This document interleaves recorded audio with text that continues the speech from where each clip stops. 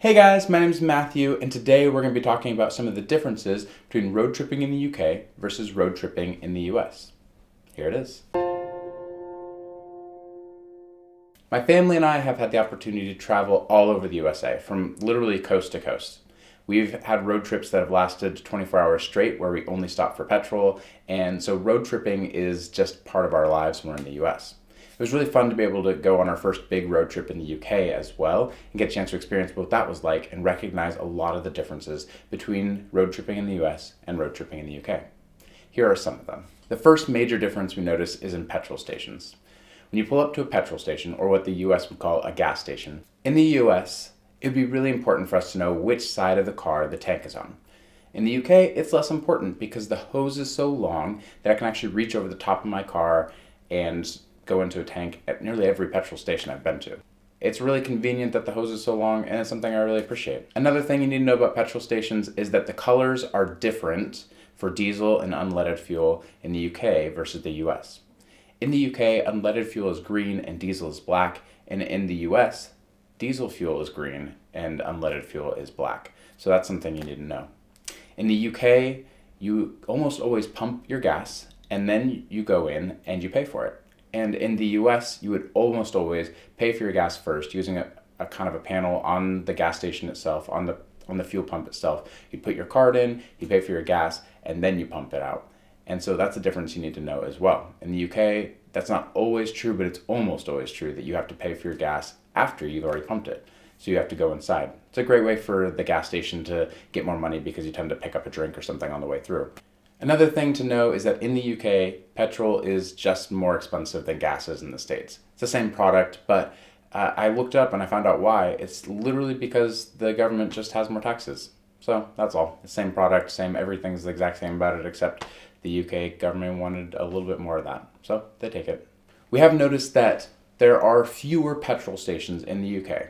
They just don't pop up quite as often. And so they tend to pop up in these places called service stations on motorways, which is nice because the ones that we do come across, they're all really nice. They have nice restrooms. They tend to have a small supermarket or a grocery store. They tend to have a fast food place as well. And it's all kind of gathered together in one service station. It's pretty nice when you do stop because the service stations are nicer, even though they're not anywhere near as often. In the US, if you wait a few miles, you'll probably run across a gas station in most places. Every small town will definitely have a gas station. Most big cities have dozens of them, and that's just something that's different. Another thing we've noticed that's different between the UK and the US is that the UK, you tend to be able to travel a very short distance and have a very drastic change in scenery and in the environment and in cities, whereas in the US, of course, it depends on where you are in the US, but in the US, you are able to travel a lot further distance and not necessarily see as drastic of a change.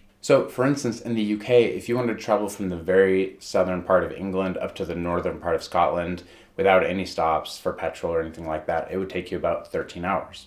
And in the United States, you could travel for 13 hours in Texas and not leave, even if you're driving in a straight line, because there's just a difference in the size of the areas that we're talking about.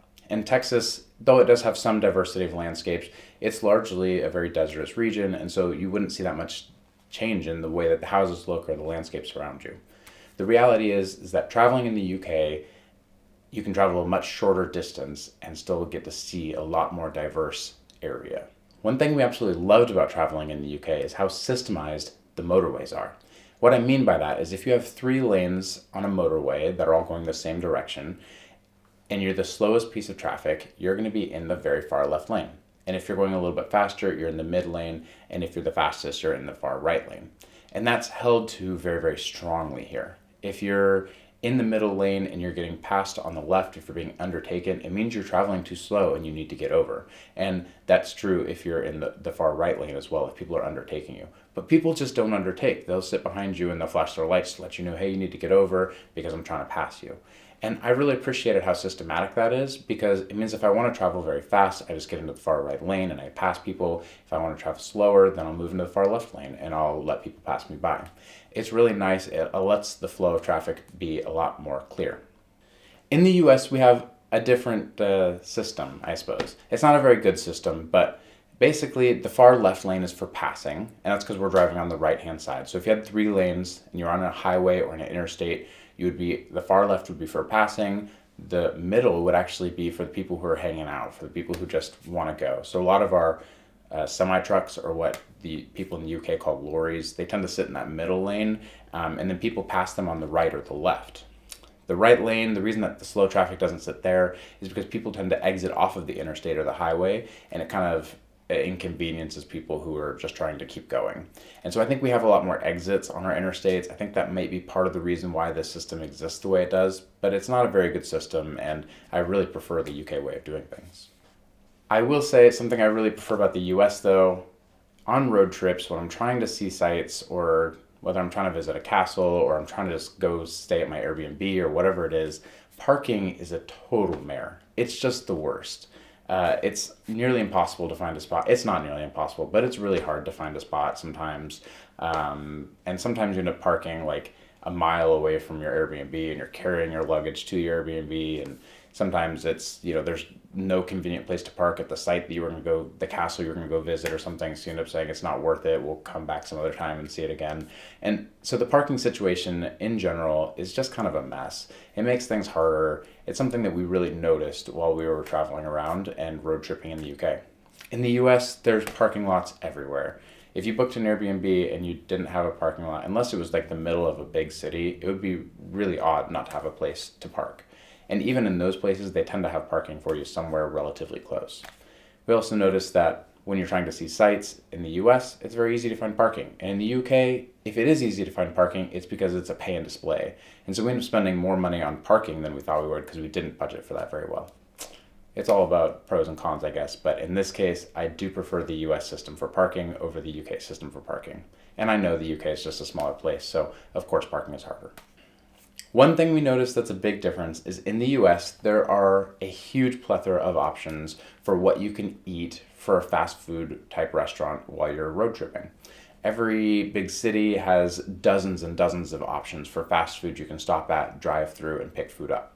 And normally I'm not a big proponent for drive-thrus and fast food anyway, but when you're road tripping, it's super convenient to be able to pull through, grab food, and go without necessarily sacrificing a bunch of time for having to come out and go to a restaurant or order takeaway or something like that. Fast food is really convenient for road tripping. In the US, we tend to have dozens of options. Everything from Panera Bread and Panda Express and any type of cuisine you want. They tend to be, if you wait about an hour or so, you get just about every kind of cuisine you could possibly think of. In the UK, we noticed it's pretty much just McDonald's, Burger King, and Subway, or maybe KFC. There's like 4 or 5 options total, and they tend to be the same options at every service station. You tend to have Burger King for like 6 service stations in a row, and it gets a little old. And obviously, there's also a grocery store at the service station, but it doesn't have the same speed and convenience as getting a warm meal from Burger King or from KFC, or what would be really nice is if there was a lot of options. Obviously, this is just a difference in the way that our cultures work, but in the US, I kind of do miss the fact that we didn't get tons of options for fast food during our road trip. So these are some of the biggest differences we noticed in road tripping in the US versus road tripping in the UK.